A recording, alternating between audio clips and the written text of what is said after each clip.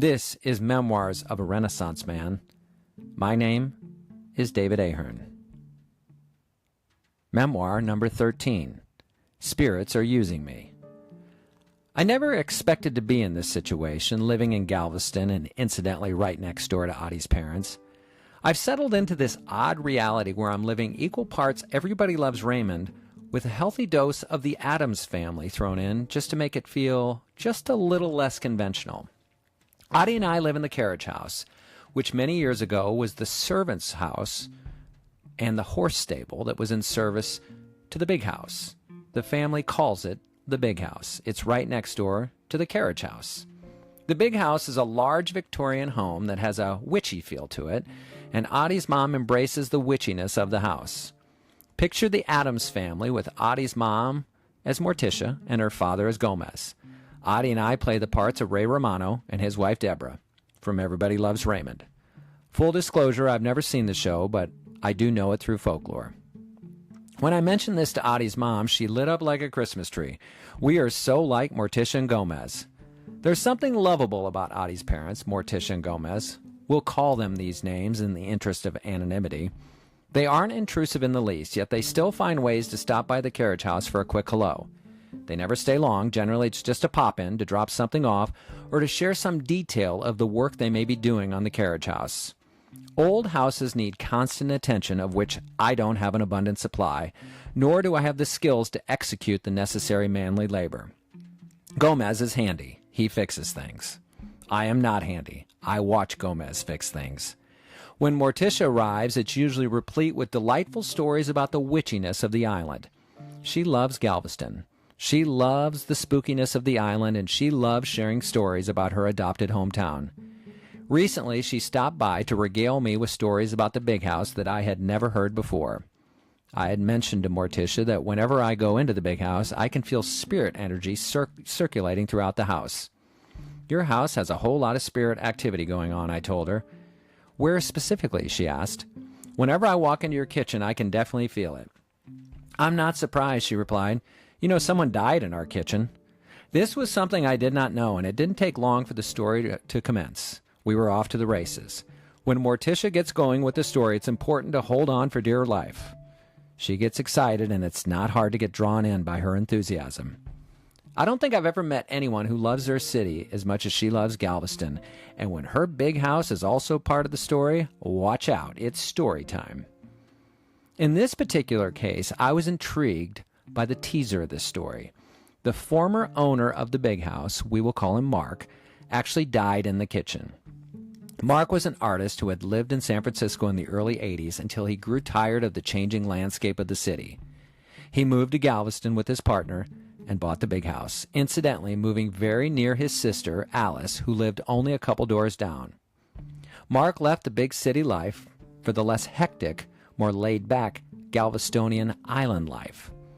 Mark and his partner hunkered down to renovate the old structure that came to be known as the big house. The big house has a storied history. It is a rather large dwelling that reportedly rests on the highest part of the island. Height is relative on this island, and was erected before the dawn of the 20th century. The big house has seen some things and lived to tell her story. During the Great Galveston Storm of 1900, neighbors gathered in the big house to ride out the storm. Using the big house as a place of refuge, native Galvestonians gathered almost shoulder to shoulder in the home to weather what would become known as one of the most lethal hurricanes in history. The party started on the first floor of the home and eventually moved to subsequent floors above as the water rose throughout the house, showing no signs of abatement. At one point during the storm, one of the neighbors brought a prized horse into the house to keep it safe from the rising waters. As the waters entered the house, not only did those escaping the storm flee to the upper floors, they were actually walking the horse up the stairs to say, safe as well. There is simply no understanding the value of a good horse in 1900. The artist Mark moved into the big house and it became a pet project for him.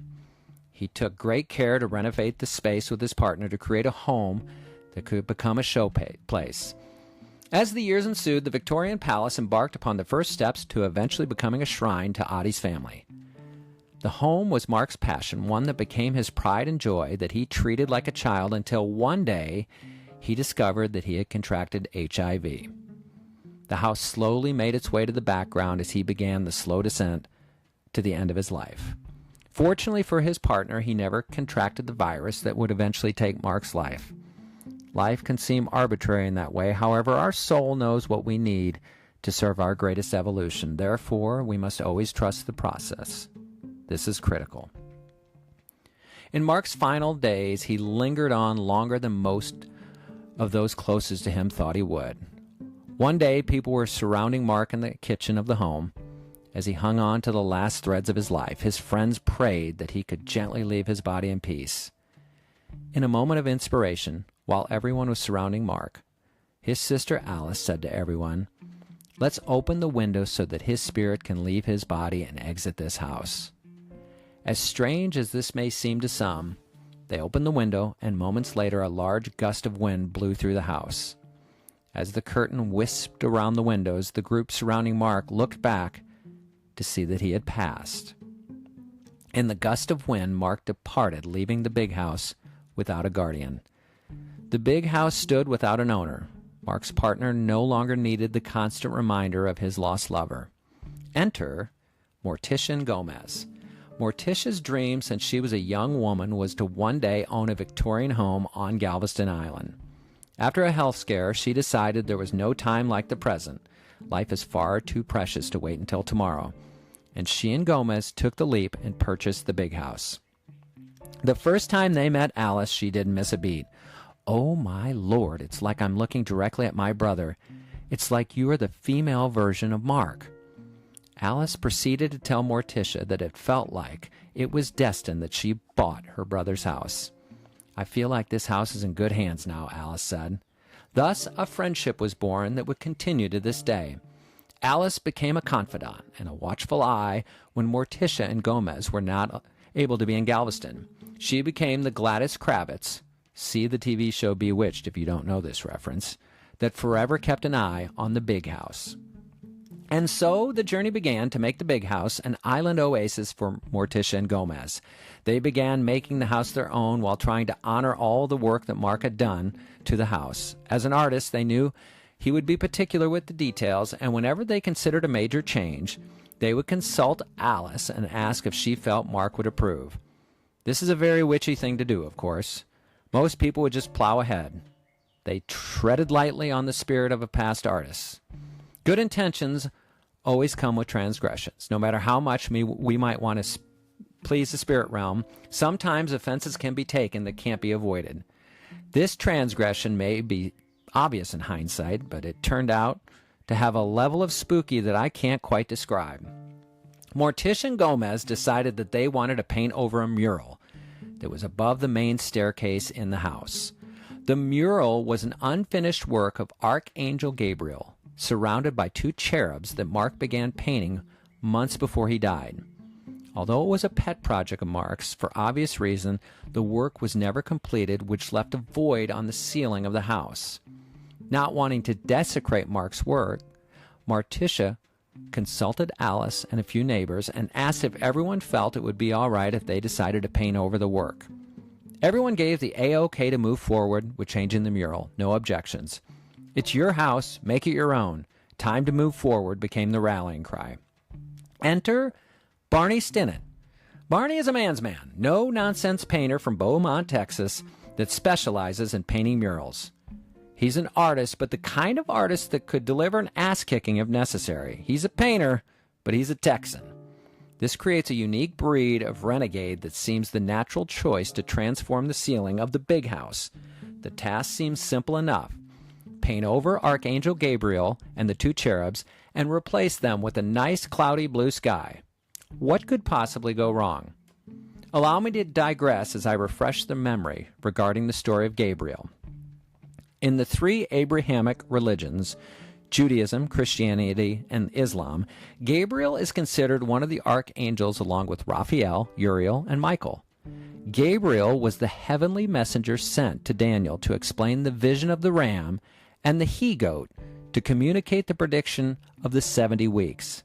He was also employed to announce the birth of John the Baptist to Zechariah and Jesus to the Virgin Mary, an event referred to as the Annunciation.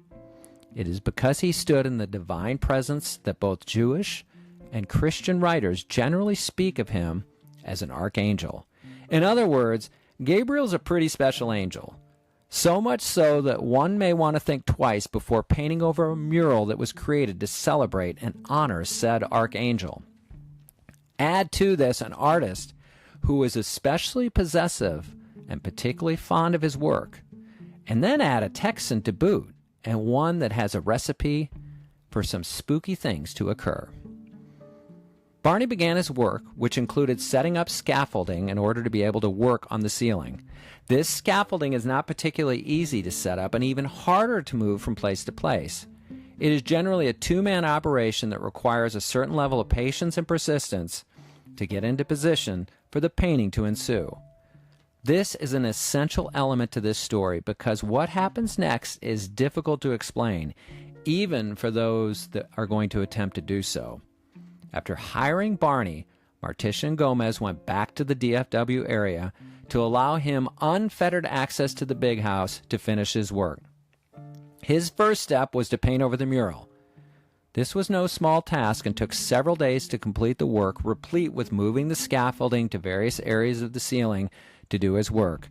This work was so time-consuming, he needed the assistance of his son to move the rather wieldy scaffolding. One morning, Barney arrived to work on the mural, and he looked up the ceiling to a spot nowhere near the scaffolding. In fact, even the tallest of ladders couldn't reach this space. And right there, in the middle of him erasing Archangel Gabriel, were the words that were etched to look like graffiti that would haunt him for many days. They said, "Leave my house." Barney was perplexed. He certainly didn't write this. In his mind, this was outright vandalism. Painting took far too long, and it was way too much effort to screw around like this. He called Mortician Gomez and demanded to know why they would paint something like that on his work. "I'm a businessman and an artist," Barney said. "I don't have time to F around like this." "Why did you have someone ruin my work?" Mortician Gomez were perplexed. They were more than 300 miles away in the DFW area, and no one else had a key to the house except for them. Besides, as Barney admitted himself, even if they were there to perpetrate this crime, the note that was scrawled on the ceiling was nowhere near the scaffolding and where it was currently placed. How could they possibly have committed this vandalism? Morticia began querying the neighbors about their whereabouts on the previous evening, and she even went so far as to question Alice's motives one evening, asking if she were there and possibly the perpetrator of the crime. Alice has held a grudge about this for months following this incident. She was so offended to be asked. No one knew anything about the note. Everyone proclaimed, "I have no idea who did this." A mystery had ensued that was worthy of a Scooby-Doo episode. Who could have written "Leave my house"? And more importantly, how could they have done it? No one could really figure it out, nor did anyone have the motive. It seemed like a whole lot of work for very little reward. And everyone felt the same about this. Everyone said, why would anyone do it? Unless it was the artist's mark. Could his spirit have been so disturbed by covering up and erasing his unfinished work, this enshrinement to honor Archangel Gabriel? Was this enough to rouse Mark from the ethereal beyond to protest the desecration of his artistic endeavor? It didn't seem all that far-fetched to me. Every time I step inside the big house, I could hear Crosby, Stills, and Nash sing a line from their famous song, Southern Cross. Spirits are using me. Larger voices are calling. The big house has a powerful, witchy energy, and the spirit energy seems to ooze out of her pores. Seeing "Leave my house" didn't seem to be out of the realm of possibility for me. As Audie's mom relayed this whole mystical story to me, I realized the big house already had its own theme song made famous from the aforementioned, the Addams Family. They're creepy and they're kooky, mysterious and spooky. They're all together ooky. the Addams Family. Or should I say the Addams Family. The big house sits only 100 feet from the Carriage House, and Addie chooses her moments to make her appearances there. She never specifically talks about it, but I noticed that her visits are brief. When Morticia told the story of the artist Mark, Addie found reasons to exit and do some much-needed chores in the kitchen. If Addie were to see the words "leave my house," she most assuredly would heed the advice of the words. She would be gone, no questions asked, and I would be 2 steps behind her, making sure to close the door on the way out. Galveston is alive with spirit energy. The ghosts of the past parade around the city, hoping anyone will notice them. When they aren't getting the attention they feel they deserve, they begin writing things on ceilings of homes. Leave my house. I don't need to be asked twice, even if the story is secondhand. You stay on your side of the block, artist Mark, and I'll stay on mine. In the meantime, calling on Archangel Gabriel to bring some of that angel light to illuminate our block. We promise not to paint over you again. For more, go to daviddanielbooks.com.